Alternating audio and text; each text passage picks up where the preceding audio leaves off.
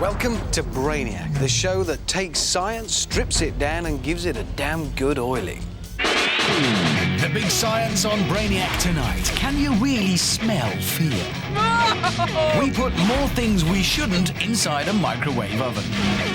We make snooker interesting with the help of Quintin Hann, 6 caravans and some propane gas. Can testosterone make a wimp well-ard? Brainiac rookie Charlotte Hudson fires science at you from both barrels. And the Brainiac babes will be blowing things up on Explosive of the Week. But first, some fun with electricity.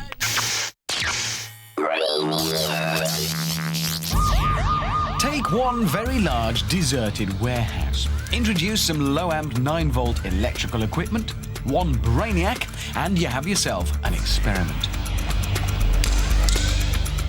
The current that these electrode pads will carry produce electrical impulses to stimulate specific muscle groups.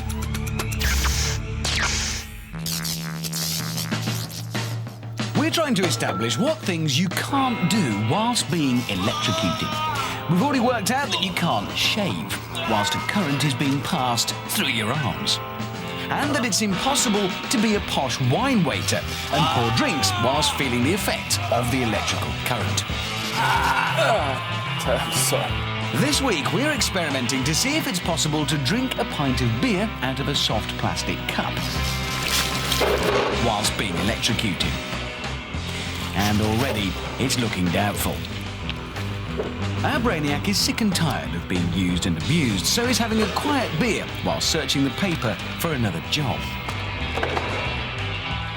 Because of his slimline physique, when the electrode pads pass electricity into his body, the current seems to reach all the way to his hand, causing it to close rather rapidly. Now, the idea is to get the beer into his mouth, but due to the strength of the electrical impulses, into his face is about all he can manage. Electricity travels at around 186,000 miles per second, and our Brainiac thinks he can beat it. He can't. Drinking beer from a plastic cup, one more thing you can't do whilst being electrocuted.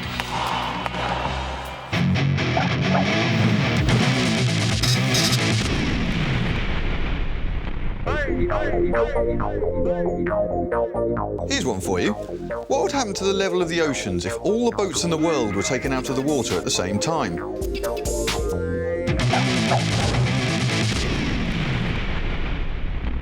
Can you smell fear? I mean, literally smell it. Well, scientists reckon you can, and we're here to put that to the test. Thing is, though, what can we find around here to scare the living daylights out of someone? Yes. 100-foot crane.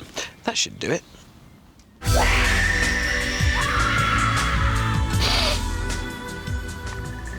Now, I'm blindfolding this Brainiac because she's going to be doing the smelling for us. She's going to have 3 bodies put in front of her.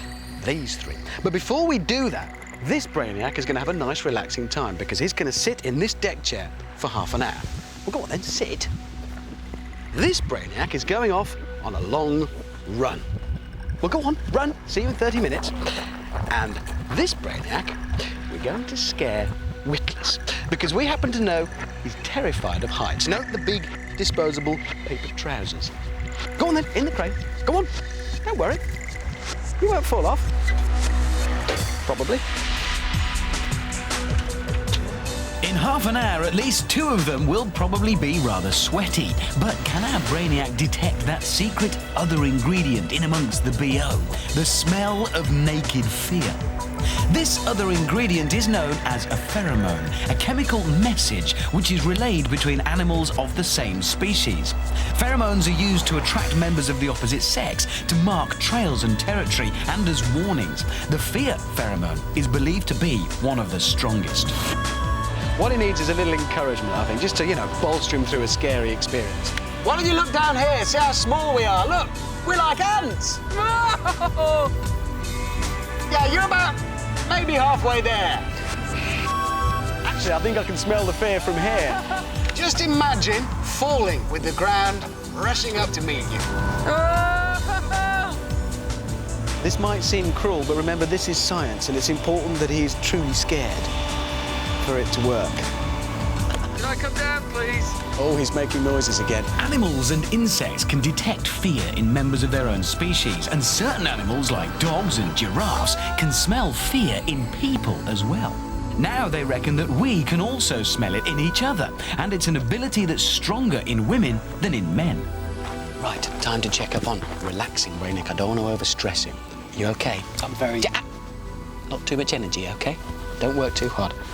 Go on, pick your feet up! Sorry, I didn't mean to stress you there. You just take it easy. Okay, scared of heights, Brainiac. I want you just to edge towards the edge. That's it, little closer. That's nice. And you can see us all the way down here. No way! Worried we might actually scare him to death. Now, could you just take your left hand off? That's it. Good work. Now, your right hand. Come on. Come on. Take your right hand off the rail. This is science. Take your hand off the rail. Okay, you can put them back on the rail now. I think that'll probably do it for him. So, You, stop running. Stop. You bring that one down from up there. what's left of him, and you, I don't know, stop relaxing. Stand up. That'll probably do it. The question is, can our smelling Brainiac detect which one was the scared one by scent alone? 3 to choose from. Here comes number 1. He's a Brainiac, so he's sure to smell bad. But what else is there? That's number 1. We're moving along to number 2. Remember, we're looking for the smell of fear. Here's Brainiac number 2. Will she spot the sweaty terror? Well, finally, Brainiac number 3. Lovely B.O. Okay, if you fix those in your mind, we'll walk back along the line. You're passing number 2. Science. Brainiac number 1. Tell us, on which one did you smell of fear? I think it's number 2. You're going for number 2. Yeah, number which, 2. funnily enough, is pretty much what he did in the crane. Because, yes, that was our scared Brainiac, and that proves it works. You can smell fear.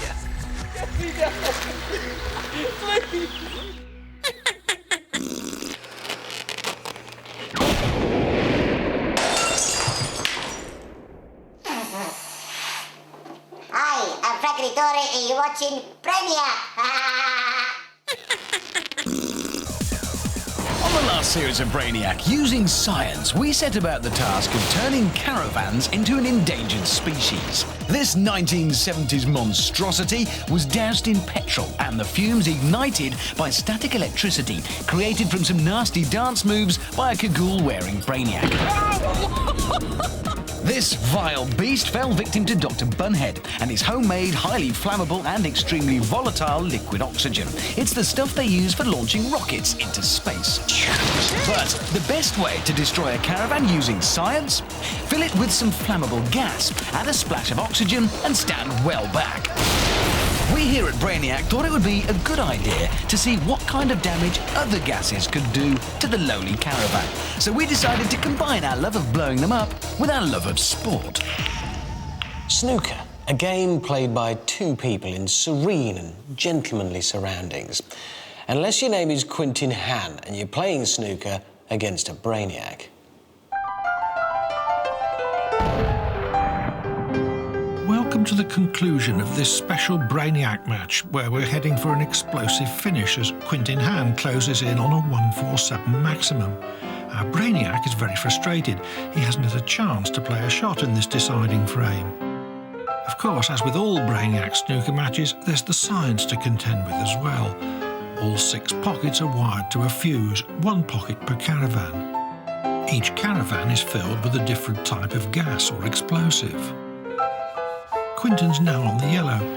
If he pots it, we'll see a propane explosion, or C3H8 as the scientific community like to call it. There, he's potted it nicely and lit the fuse. 122. Our Brainiac finally gets a chance to get out of his seat, but not to come back to the table. The yellow went in the top left pocket, so keep your eye on the top left caravan. Only a matter of seconds now before the explosion. There it is. As we look at the super slow-mo replay, you can see a nice rich flame blowing out the side of the caravan. The propane flame is often described as luminous. It's also provided a smoke ring from the air vent on the roof. Propane is obviously flammable, but it's also colourless and can be easily liquefied, which makes it an ideal fuel for portable stoves.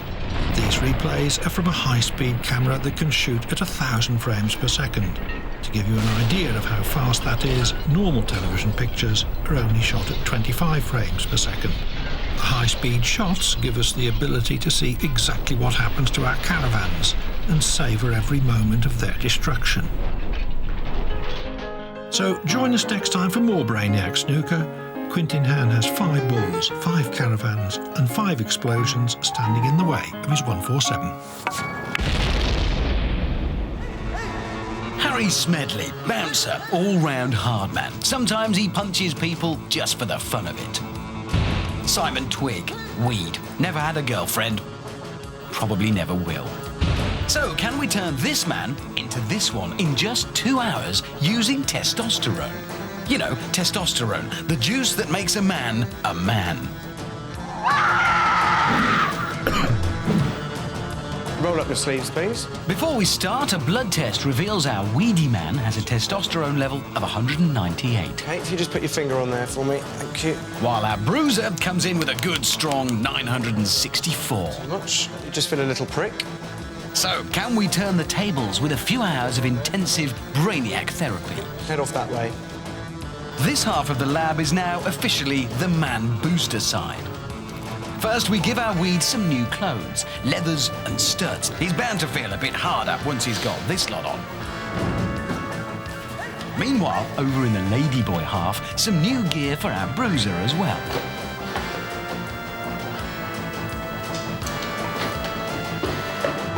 And a spot of preschool telly to start him off.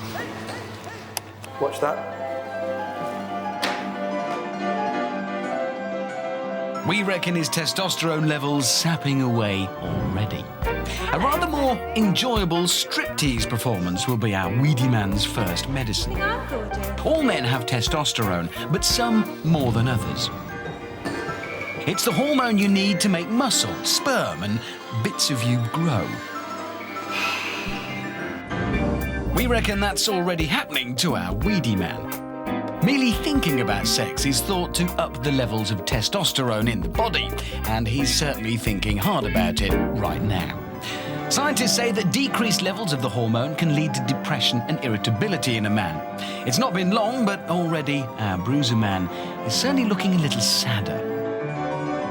We'll leave them both to it and join them later in the show to see how they shape up. I do that. This object has been magnified 400 times. Where it comes from and how it gets where it gets is a bit of a mystery. Some people have even been known to collect it. What do you think it is? Find out in just a moment. This is Brainiac, where we bundle science into a weighted sack and lob it in the canal. Still to come, what happens when you put a toothpick in a microwave? We blow more stuff up, only this time it's bubblegum. And status quo put the rock and roll into forced oscillation resonance.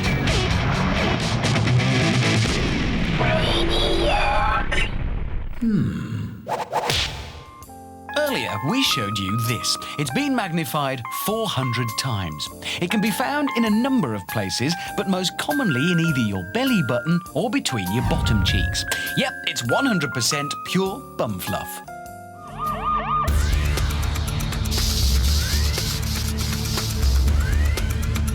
Stop. The following experiment is dangerous for your safety and the protection of those around you. Do not try this at home. No, really, don't.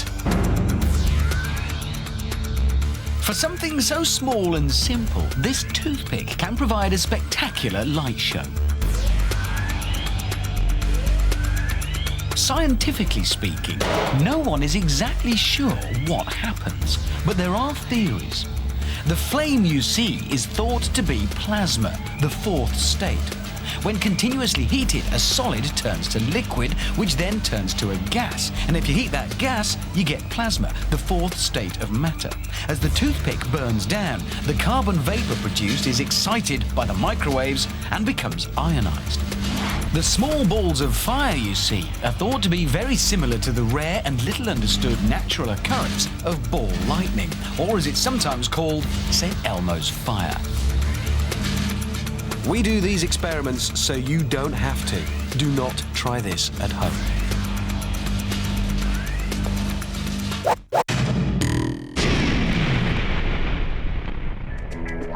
Chocolate, my favourite. A tasty snack packed full of energy. I wonder how much. Some potassium perchlorate to release the energy. Drop it in. Yikes! So that's what 50 calories looks like. Whoa! Whoa! No wonder I'm hyperactive.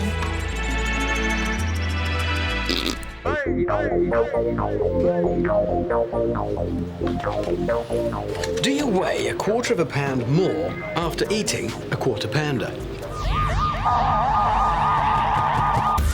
Brainiac, scales, quarter pounder. First, weigh the burger. It's called a quarter pounder because that's what it weighs before the meat is cooked. So first we need to get it back up to the full 4 ounces. A squirt or 2 of ketchup should do it. Now, let's weigh our Brainiac. That's a pre-burger reading of 124 pounds and 8 ounces. Time for her to put on a few ounces, 4 to be exact. Tasty early morning snack. Every little bit now. Now the second weigh-in. 1 Brainiac, 124 pounds, 8 ounces, plus 1 quarter pounder, 4 ounces, should equal 124 pounds, 12 ounces. So does it? The post-burger reading is 124 pounds, 11 ounces. No, it doesn't. Seems like our Brainiac was so hungry, she burned up an ounce as soon as it hit her stomach. Answer, you don't weigh a quarter of a pound more after eating a quarter pounder. Bye-bye, Brainiac. You can get rid of that burger now.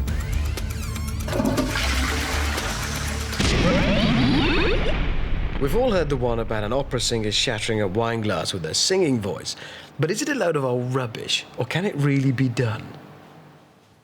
First, the exact note that the glass resonates at must be established. Our opera singer is using a pitch pipe. G sharp. Now our singer must sing the very same note and sustain it if there's any chance of the glass breaking.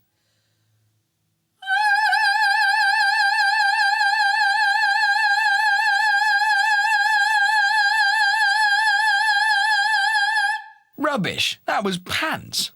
Now, is our theory wrong, or do we need something a little louder and perhaps a bit more Brainiac?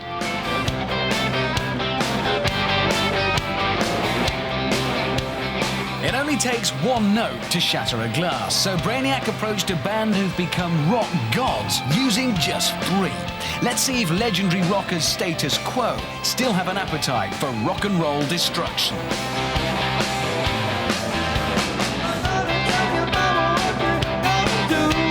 Over the last 4 decades, they've burst the eardrums of band members and fans alike. Today, they're still loud enough to blow their amplifiers. But what about our wine glass?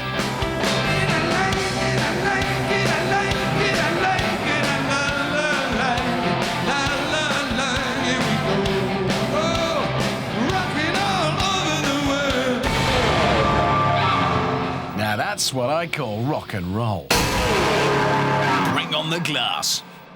After a quick explanation of the scientific principles involved, the Quo use their classical training to find the correct frequency of our glass. And having discarded E and A, they also settle for the note G sharp. So here we go then. Can they do it?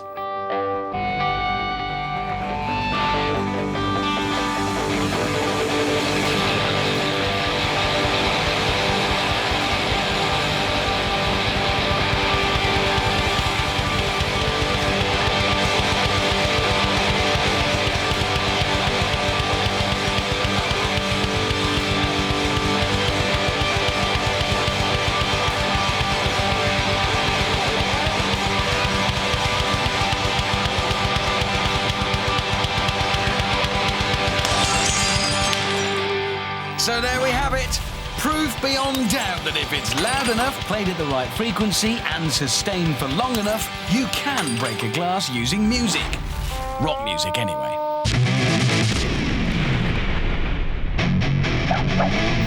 Things Jon Tickle's body can't do. Come in. Hello, Mr. Tickle. Would you stand over there, please?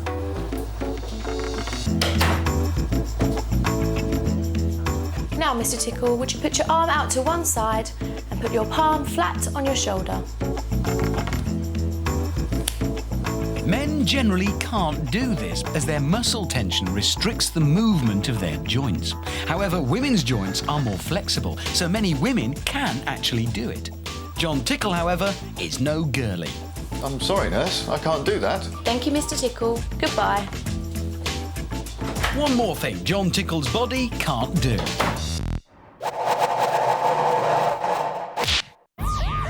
Every day in the Brainiac lab, our email inbox is flooded with suggestions for experiments from the great British public.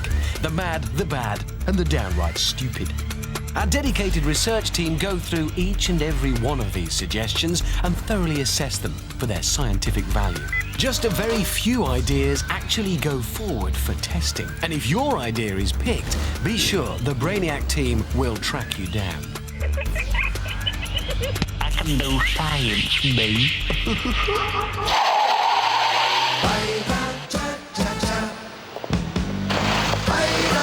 If you're lucky enough to be selected, then you too could be picked up in style by the Brainiac team and chauffeur-driven to our top-secret, state-of-the-art research laboratory. For all of you wannabe scientists out there, it's your chance to get really scientific. Get your thinking caps on and your ideas into us. Who knows, we might just pick you. It's I Can Do Science, Me, with Charlotte Hudson. Today it's Maria Gomez. Dear Brainiac, I want to know how many pieces of bubble gum you can get in your mouth and still be able to blow a bubble. The level of scientific endeavour of Brainiac viewers never ceases to amaze me. I always wanted to try this when I was a kid and was never allowed. Now I feel too stupid to do it as a grown-up. Will you do it for me? No, Maria, do it yourself. The adult human mouth has a surprisingly large capacity. Able to hold 125 millilitres of liquid or 100 grams of bubblegum, this experiment is less a question of volume and more one of her jaw's ability to masticate this gunk. So, how many pieces can she keep in her mouth and still blow bubbles? Hamsters tend to store food in their cheeks. Maybe it's the way forward for humans too. The largest bubble ever produced was almost 2 foot wide. There's little danger of Maria Gomez threatening that record. It's believed to be the first time this experiment has been done under laboratory conditions. Yet again, Brainiac is pushing forward the boundaries of scientific understanding. This is our legacy to world knowledge. So, 22 pieces of gum, but it's getting tough. How much more can she take? More gum, please. For God's sake, do not do this at home. It's a surefire way to choke to death. Fortunately, we have a well-trained team who can step in at the very hint of danger. Everything aches now. Her tongue has never seen such concentrated action. Her teeth work furiously. Her mandibles throb with the exertion. 31 pieces of gum, and she's still blowing. 32 is obviously a struggle.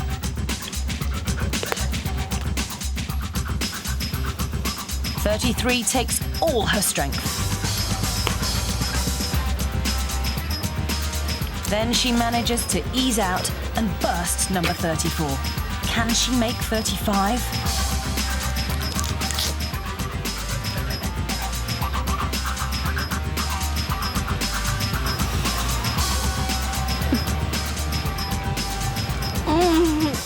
No, she can't. Her name is Maria Gomez. She wanted to know how many pieces of bubble gum you could get in your mouth while still being able to blow bubbles. The answer, 34. I can do science, me.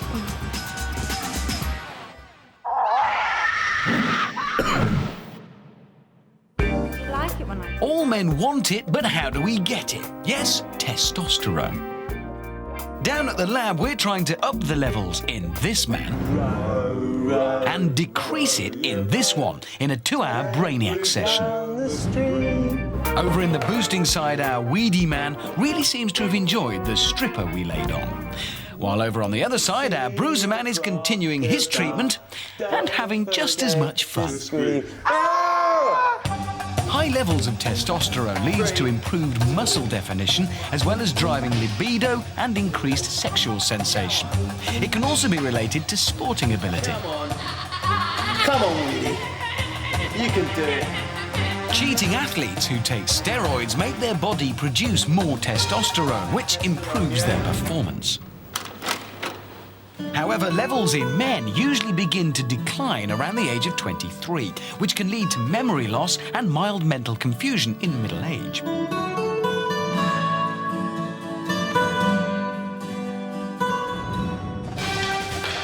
We'll leave them to it for a bit. When we come back, we'll be testing to see whether we've managed to make a difference to our 2 guinea pigs.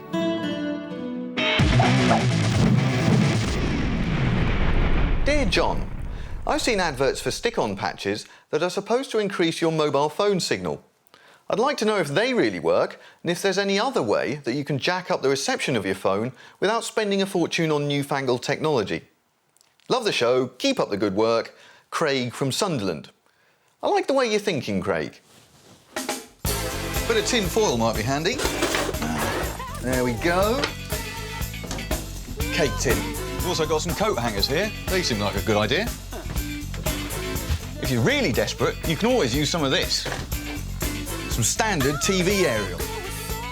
Now, first things first, if we're going to be mucking around with our mobile phone's aerial, we need to know what wavelength we're talking about. Luckily, we have a nice, easy scientific formula to use. Lambda, the wavelength of the signal, equals the speed of light divided by the frequency of the signal. Now, we know that the speed of light is always a constant. It's 300 million metres per second. Now, the frequency of your signal depends on the mobile phone network that you're talking about. We're going to use 1800 megahertz. And we come up with a wavelength of 0.167 metres, or 16.7 centimetres. Most mobile phone aerials are a quarter of the wavelength, so that gives us approximately 4.175 centimetres for the length of our additional aerial. First of all, we're going to use some of the materials here to make a ground plane aerial, like you get in most cars. Now, accuracy is very important, so I'm going to measure out here 4.175 centimetres and cut accordingly. Oh.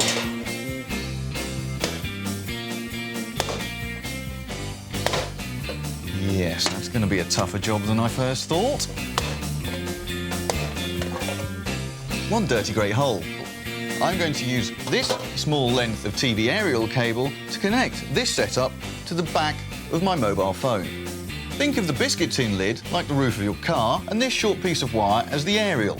So I'm going to stick the aerial into our blue tack and then attach the outside copper wiring to the biscuit tin lid with some sticky tape. And there we have our aerial and ground plane. The other thing you can try is just unrolling a big sheet of aluminium foil and holding your mobile phone next to it. Now, all of these things should work in theory, but now it's time to put them all to the practical test. Now, don't ask me how I know this, but the only place in this house with poor reception is down here. So at the moment, we've got 3 bars. First of all, I'm going to try common or garden kitchen tin foil. Hopefully with all this around me, we ought to get some kind of result.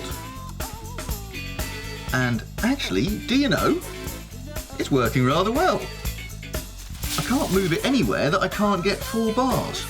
Well, that's fantastic news, but unfortunately it means that you have to carry 5 metres of tin foil around with you everywhere. So, next up, I'm going to try our trusty ground plane aerial. First, we need to put the ground plane in an elevated position.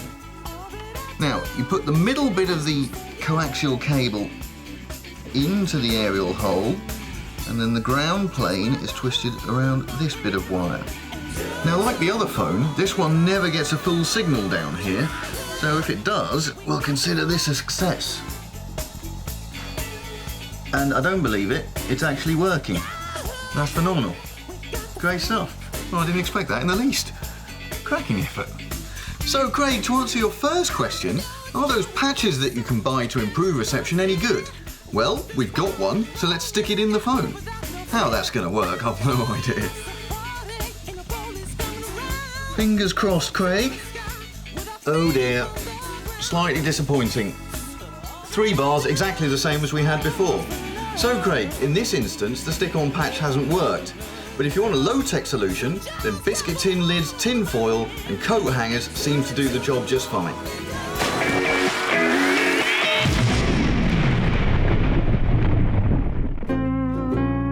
Which fruit floats? Featuring Professor Mayang Lee and her big basket of fruit. Today she's getting her nice ripe plums out. Will they sink or will they float?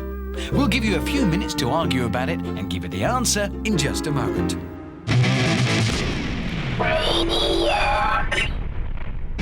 This is Brainiac, the show that other science shows cross over the road to avoid. Coming up, you can't stop rock and roll. Do you want to bet? Plus, the Brainiac Guide to what you should do if global warming strikes.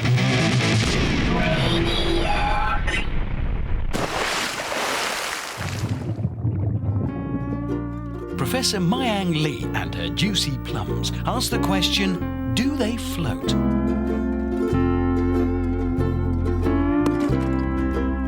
The answer, no. Her plums sink. Take my hand. I'll lead. Down at the lab, we've been running a very Brainiac experiment. Very light on your feet for a big man, aren't you? Now let's do some primal screaming. Scream! We've been trying to up the levels of testosterone in this man and drop it in this one, with just a few hours of intensive therapy. The experiment's nearly over, and we're finishing off our bruiser with a gentle bedtime story. And the frog's name was Ribbit. One day, he lost all of his family. Ribbit cried and cried and cried. So that should do it. The question is, have we managed to beef up our weedy man and diminish our bruiser? Who's the daddy now? Here are the results. Bruiser, your testosterone level has gone down from 964 to 743. Weedy man, your level has gone up from 198 to 349. Thank you very much. Thank you. Well, it's not much, but we do have a result. Well done all round. Let's just hope we haven't overdone it.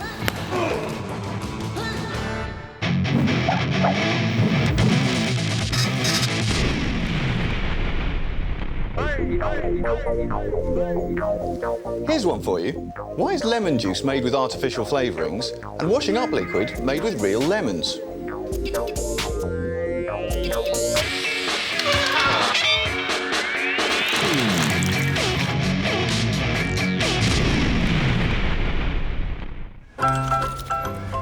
Pub science, the Brainiac alternative to talking to your missus. If I can turn this piece of metal into ice, you'll give me your phone number. Watch. This is a shape memory metal.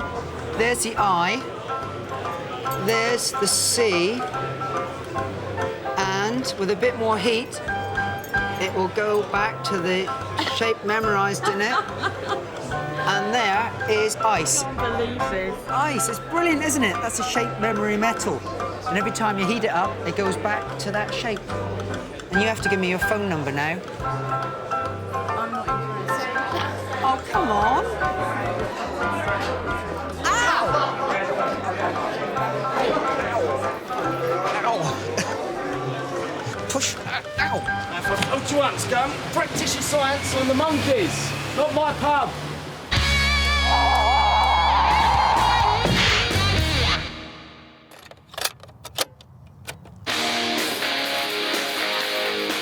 In 1983, leather and lace glam rockers Twisted Sister sang You Can't Stop Rock and Roll. But we here at Brainiac, using the various laws of science, beg to differ. The spinning teeth on the blade of a chainsaw can travel at speeds around 30 metres a second. And of course, they're designed to chop down trees.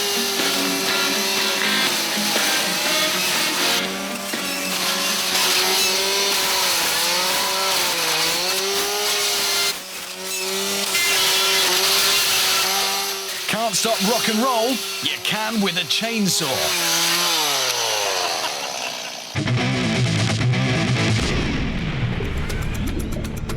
We're a show that likes to help, and Brainiacs like this one will go to any length to provide a scientific answer to a specific problem. Like, what office product should you grab if, whilst working, you suddenly become surrounded by water due to a rapid rise in the oceans brought on by global warming? We've already established that a PC monitor, even though it floats, doesn't have enough buoyancy to support a Brainiac. However, a waste paper basket is far from rubbish when used creatively. Turning it upside down traps the air inside, and it floats superbly. The question is, when the alarm sounds, which product will he go for this time? Well, he's gone top shelf. That's an ambitious call, and I don't think we can hold out much hope for this. Although made from trees, it has none of the flotation properties of wood. The cardboard, in fact, is practically dissolving in the water, offering him no buoyancy at all. So there you have it. One office product you should steer well clear of if you find yourself in this situation. We did say we like to help. In this age of rapid scientific discovery, many questions are being asked as to just how far science should go. Should we allow practices like human cloning and stem cell cultivation to be a normal part of our society? Well, here on Brainiac, we're never ones to shy away from such issues. And today, we're carrying out the ultimate in testing: genetic testing. Yes, we shall be pitting a £4 pair of jeans up against a £150 pair of designer jeans. Each pair should be rigorously tested, and at the end we'll see if anyone knows the difference. First, we'll test the strength of each pair of jeans by simulating the no-holds-barred shopping techniques of the January sales. Take 2 highly charged, no-nonsense Brainiac shoppers and 1 pair of jeans. What do you think you do? I saw them first. You're having a laugh, mate. The plan is to put both our brand new denims through 2 years' worth of wear in just 20 minutes. Hands up them. Let them go. No. This process is designed to stress the stitching and the fabric. It will also stress the working relationship of these two Brainiacs after insults like this. Don't look fair on me than they do on you. They wouldn't fit your foul silly. The treatment was carried out on both pairs of jeans. That's phase 1 out of the way. For phase 2, we step it up a gear. Stonewash was a big look in the 80s, and so, using our van and these stones, we're going to recreate the fashion, Brainiac style. Each pair of jeans has been filled with stones and rocks so we can give them a thorough working out. So far, the £4 pair seems to be handling our treatment just as well as the £150 designer pair. But will our punters be able to tell the difference at the end of testing? For the final stonewash touch, we get the van to tread all over them.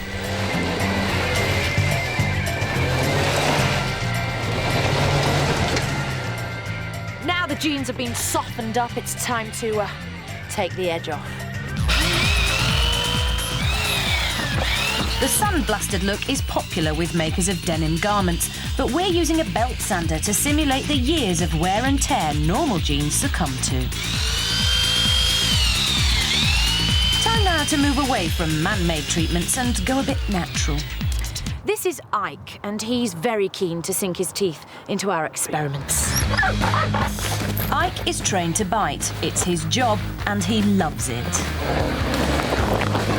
Being a professional, he shows no bias towards either pair of jeans. And still, the £4 pair are handling the test as well as the designer pair. Last but not least in our series of tests, the shotgun. No explanation needed.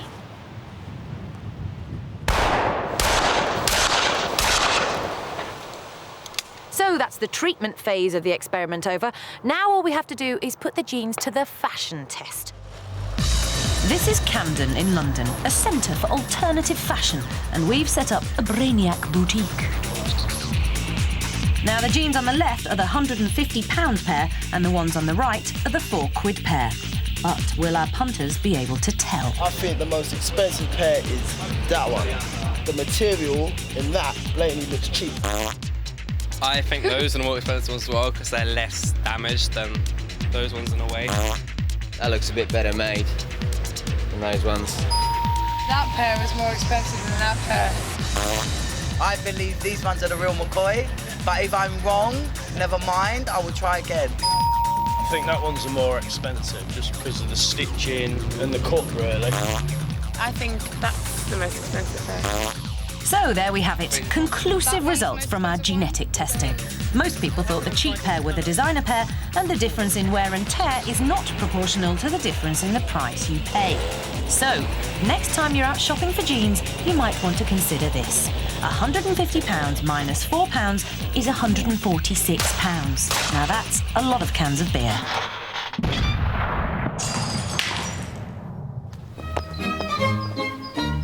Down at the Big Bang Farm, our Brainiac babes are at play.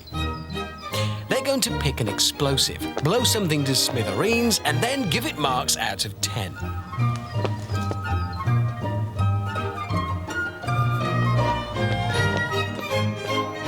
What explosive will the girls choose this week? The girls have gone for linear cutting charge, a tube of high-powered explosive designed to blow holes in metal, such as stubborn safes and battleships. 3 of their friends will judge the explosion, giving it marks out of 10. And today they're going to blow a hole in a sheet of 4-inch thick tempered steel in the exact shape of the lovely Doris. Let's just hope there's enough charge to go around her ample charms.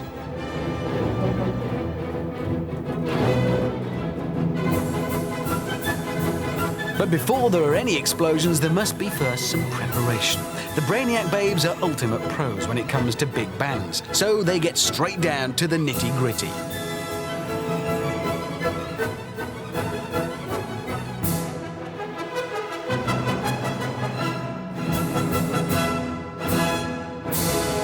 Linear cutting charge is a favourite of safe blowers the world over. When it explodes, the charge squeezes out of the liner into a narrow jet, travelling at 8,000 metres per second.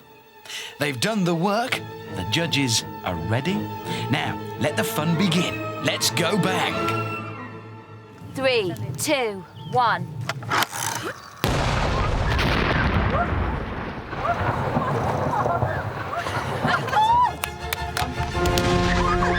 The girls seem pleased, but what's the official verdict? A short consultation, and they're ready. And look! A massive 11 out of 10 from Beryl. So stunned by that explosion, she's lost all sense of mathematics. Mavis, however, is defiantly unimpressed. Perhaps she blinked when it went off. Hilda, as reliable as ever, scores 9 for a bang that surely deserves it. Well, that's what the judges think. And the rest of the girls seem happy too. So it's off back down to the Big Bang Farm for some more fun and games.